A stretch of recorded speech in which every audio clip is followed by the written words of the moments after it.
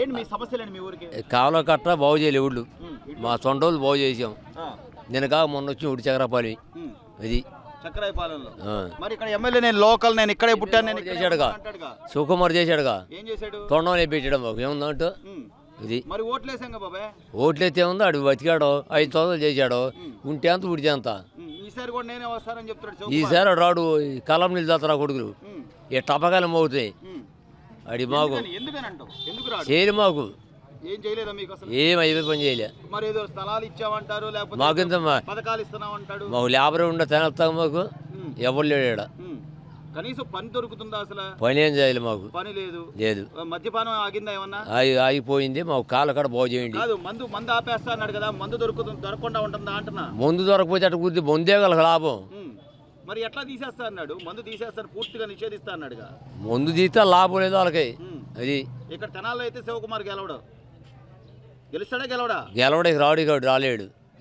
ఏడుకొచ్చి కలం నీళ్ళు కొడతారు. అది జగన్మోహన్ రెడ్డి గారు 4.5 సంవత్సరాల నుంచి కూడా ఒకటే, అంటే పేదలు పెద్దలు ఇదే చెప్తారు తప్ప ఆయన నేను ఇదిగో ఈ అభివృద్ధి చేశాను, ఈ ఉద్యోగాలు తీసుకొచ్చాను, లేకపోతే నేను చెప్పిన మేనిఫెస్టోలో మద్యపాన నిషేధమో, లేకపోతే నేను అమరావతిని అభివృద్ధి చేస్తానన్నదో, లేదా పోలవరం, ఇవేమి చెప్పరు. కేవలం పేదలకి పెత్తందారులకి అంటారు. అంటే ఇంకా పదే చెప్పిన ప్రజలు ఇంకా నమ్మే స్థితిలో ఉన్నారంటారా? ఈ రోజున ఆయన వేసుకునే చెప్పుల దగ్గర నుంచి, ఆయన కట్టించిన ప్యాలెస్ల దగ్గర నుంచి, వైజాగ్లో చూసాం ఋషికొండ, ఇంకా ప్రజలు అంత అమాయకంగా ఉన్నారనుకుంటున్నారు. ఆయన ఈ మాటలు చూస్తుంటే అది హాస్యాస్పదంగా ఉందండి. ఎలా ఉందంటే ఒక చెప్పగా ఏమవుతుందంటే ఒక వ్యక్తి యొక్క వ్యక్తిత్వం అనేది పూర్తిగా అర్థమవుతుంది. ఆయన 2019 పాదయాత్ర చేసే ముందర ప్రజలందరికీ కూడా నేను ఉన్నాను, నేను కన్నాను, నేను చూశాను, నేను విన్నాను అని చెప్పాడు. చెప్తే ప్రజలందరూ నమ్మారు, యువత నమ్మారు, ఉద్యోగస్తులు నమ్మారు, అందరూ నమ్మి ఆడవారు, పెద్దవారు, ముసలివారు, యువత అందరూ కూడా అతను నమ్మి ఓట్లు వేసిన పరిస్థితి మనం చూసాం.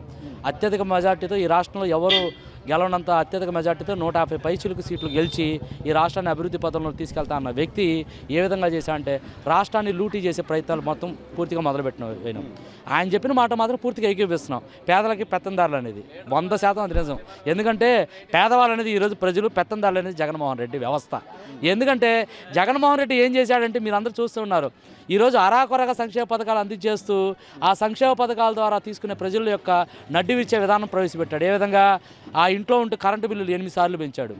నిత్యావసర సరుకులు దాదాపు అన్నీ కూడా 200 రెట్లు పెరిగిన వైనం, పెట్రోలు, డీజిలు, అదేవిధంగా రవాణా సౌకర్యాలు అవన్నీ కూడా పూర్తిగా అన్ని రెట్లు పెంచే విధంగా చేసేసి ఆ వ్యవస్థలన్నిటికీ మూలదాయం ఉన్న వ్యాపారస్తులు వాళ్ళ దగ్గర కమిషన్స్ రూపంలో పూర్తిగా దొంగిలించిన వైనం అనేది ఈ జగన్మోహన్ రెడ్డిది. కొత్త చట్టం తీసుకొచ్చేసి ఆస్తుల పత్రాలు వాళ్ళ దగ్గర పెట్టుకుంటాము, డూప్లికేట్ మీకు ఇస్తామని చెబుతున్నాను. ఇలాంటి కొత్త చేస్తున్నారు. ఈరోజు ఉద్యోగస్తుల పరిస్థితి చూడండి. ఆయన ఏం చెప్పాడు? ఉద్యోగస్తుని రాగానే ఖచ్చితంగా మొదటి వారంలోనే సిపిఎస్ విధానం రద్దు చేసి పిఆర్సీ విధానం నేను తీసుకొస్తానని చెప్పాడు. ఈరోజు దాని గురించి మాట్లాడకపోగా వాళ్ళకి రకరకాల జీవోలతో వచ్చే జీతంలో కూడా అరాకొరగా తగ్గించిన వైన మీరు చూస్తున్నారు. ఎప్పుడన్నా హౌస్ అలవెన్స్ అని ఉంటుంది, మీకు తెలుసు. ఎక్కడైతే ఉద్యోగస్తుడు ఉంటాడో అక్కడ పట్టణము, పల్లె, లేకపోతే మెట్రోపాలిటన్ సిటీగా ఆధారంగా అక్కడ ఇంటి రెంట్ ఇచ్చిన వ్యవస్థ అనేది ఎప్పటి నుంచో రాజ్యాంగబద్ధంగా వాళ్ళకి రావాల్సిన రాయితీల ప్రకారంగా వాళ్ళ హక్కుల ప్రకారం వస్తుంది. కానీ జగన్మోహన్ రెడ్డి ఏంది ఆ ఇంటి అలవెన్స్లోనే తగ్గించి ఇంకా వాళ్ళ జీతాన్ని తగ్గించడం వైనం అనేది చూస్తూ ఉన్నారు. ఈరోజు పూర్తిగా కూడా ఉద్యోగస్తులు ఎంత ఇబ్బంది పడుతున్నారో మీరు అందరూ చూస్తున్నారు. సో ఉదాహరణకి ఒక ఉద్యోగస్తులో ఒక భాగమైనట్టు ఉపాధ్యాయులు ఈరోజు చూసినట్టంటే పిల్లలకి పాఠాలు చెప్పాల్సిన అవసరం లేకుండా ముందరగానే వాళ్ళకి బయోమెట్రిక్ విధానం, ఫేస్ మ్యాపింగ్ విధానం, అదేవిధంగా పిల్లలు ఉపయోగించే బాత్రూమ్స్ ఫొటోస్ తీయాలని, మధ్యాహ్నం యొక్క భోజన పూర్తిగా క్వాలిటీ చెక్ చేయాలని రకరకాల ఇబ్బందులతో వాళ్ళని ఇబ్బంది పెట్టిన వైను. అవన్నీ చూస్తే కొన్ని చోట్ల సాఫ్ట్వేర్ పనిచేయవు, ఎన్నో ఇబ్బందులు పడుతున్నారు. మీరు చూడండి, ఉదాహరణకి ఈరోజు ఏదైతే నాడు నేడుగా స్కూల్స్ని అభివృద్ధి చేశాడని చెప్తున్నాడు, దాంట్లో కొంతవరకే నడిచింది. నాడు నేడు స్కూల్స్ అభివృద్ధి చేశాడులే కానీ దాదాపు 40,000 ఉపాధ్యాయ పోస్టులను భర్తీ చేయలేని అసమర్థపు ప్రభుత్వం ఈ జగన్మోహన్ రెడ్డి ప్రభుత్వం. ఒక్క డిఎస్సీ అయినా ప్రకటించాడండి. ఈరోజు దాదాపు 10 లక్షల మంది డిఎస్సీ కోసం వెయిట్ చేస్తున్న, ఎంతోమంది నిరుద్యోగులు వెయిట్ చేస్తున్న వైను అనేది మీ అందరూ కూడా చూస్తున్నారు. 12,500 స్కూళ్ళు పైగా సింగిల్ టీచర్తో రన్ అవుతున్న వైను. అంటే 1వ తరగతి నుంచి దాదాపు 5వ తరగతి ఒక టీచర్ వరకే హ్యాండిల్ చేయాలండి. ఈ విధంగా ఎలాంటి విద్యాబుద్ధులు అందేది, ఎలాంటి పేదవారికి సంపూర్ణ విద్య అందేది? పూర్తిగా కూడా విద్య అనే కాదు, అన్ని రకాలుగా తూట్లు పొడిచే వయసు. ఎవరన్నా సరే ప్రతిదానికి కూడా మసిపూసి మారేడుకాయ చేసే పరిస్థితి. 2019 ఎన్నికలకు ముందు సొంత బాబాయిని హత్య జరిగితే ఆ గొడ్డలి చరిత్ర అని పక్క అంటే ఎదురెవరైతే ఉన్నారో ప్రతిపక్ష పార్టీ మీద ఆ రోజు అధికార పార్టీ మీద పులిమే ప్రయత్నం చేశారు. అది ఏం జరిగిందనేది రాష్ట్ర ప్రజలకు స్పష్టంగా తెలిసింది. నిన్నగాక మొన్న ఈ మధ్య కూడా విశాఖలో ఏదో కొన్ని లక్షల కోట్ల పెట్టుబడులు వచ్చేసాయి, ఎంఓఏలు చేసుకున్నాం అని చెప్పి అన్నారు. ఇంతవరకు కనీసం ఒక్కడికి కూడా ముందుకు పడని పరిస్థితి. అంటే ఇంకా ఇప్పుడు కూడా నేనేదో చేసేస్తాను, నేనేదో ఉద్ధరిస్తాను, లేకపోతే నేనేదో మొత్తం అన్ని సామాజిక వర్గాల వారికి మేము న్యాయం చేస్తున్నాం అంటే నమ్మేంత అమాయకంగా ప్రజలు ఉన్నారంటారా? ప్రతిరోజు కూడా జగన్మోహన్ రెడ్డి నిద్రలేంగాలు చెప్పారు, నా ఎస్టీ, నా బీసీ, నా ముస్లిం మైనార్టీస్ అని చెప్తున్నాము. ఈ జగన్మోహన్ రెడ్డి ఒక 4 రోజు నుంచి కొత్తపాటు పట్టుకున్నాడు. మా కుటుంబాలను విడదీసేసి రాజకీయాలు చేస్తున్నాడు ఈ చంద్రబాబు నాయుడు అని పూర్తిగా చూస్తున్నారండి. నా అక్క చెల్లెలని చెప్పుకునే అతను సొంత తల్లికి, పిన్నతల్లి చెల్లికి కానీ సొంత తోబుట్టుకు కానీ న్యాయం చేయలేని అసమర్థ ముఖ్యమంత్రి ఎందుకు చేస్తారండి? చూడండి, మీరు 2014 ముందర ఎలక్షన్స్కి నేను జగనన్న వదిలిన బాణం అని చెప్పిన ఈ షర్మిల పూర్తిగా జగన్మోహన్ రెడ్డికి మద్దతుగా అధికారంలో తీసుకురావాలని ఆయన తరపున పాదయాత్ర చేయలేదండి? ప్రజలను ఇబ్బంది పెట్టే పరిస్థితి చేయలేదా? ఆవిడే ఇప్పుడు నీకు పూర్తిగా విరుద్ధమై కాంగ్రెస్ ప్రభుత్వంలో చేరిన వైను. అదే మీరందరూ బాగుంటే నీ చెల్లి బయటకు ఎందుకు వెళ్తుందంటే కనీసం నీకు ఎవరైతే జన్మనిచ్చిన తల్లి ఈరోజు ఒక్కరోజన్నా భోజనం పెట్టే వ్యవస్థ ఉందండి. ఆమె లేకపోతే ఎందుకు ఆమె హైదరాబాద్లో కూర్చుంటుంది? సొంత నీ తండ్రి తర్వాత తండ్రి అంత వ్యక్తిని నీ యొక్క రాజకీయ స్వలాభం కోసం చంపిన వైనం. కనీసం ఈ 4.5 సంవత్సరాల్లో సిబిఐతో నువ్వు ఏ విధంగా సాయం చేశావు? ఎవరైతే హత్య చేశారో పూర్తిగా సాక్ష్యాధారాలతో నిరూపిస్తే వారందరినీ కూడా రక్షించే ప్రయత్నం చేశాడు ఈ జగన్మోహన్ రెడ్డి. వాళ్ళ సొంత చెల్లిని సునీత లక్ష్మారెడ్డి చూశారు కదండి, ఆవిడని ఎంత సునీత గారిని ఎంత ఇబ్బంది పెడుతున్నారండి.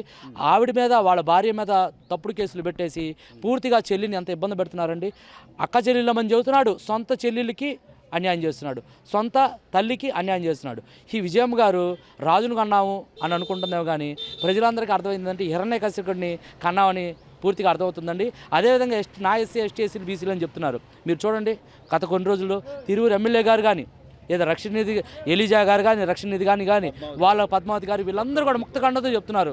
ఏమని వీళ్ళందరూ కూడా ఎస్సీస్ అని చెప్తున్నాళ్లే కానీ మా మీద పూర్తి పెత్తనం అగ్రవర్ణాలు వారి యొక్క సామాజిక వర్గాలనే మా మీద పూర్తిగా పెత్తనం ఉందండి.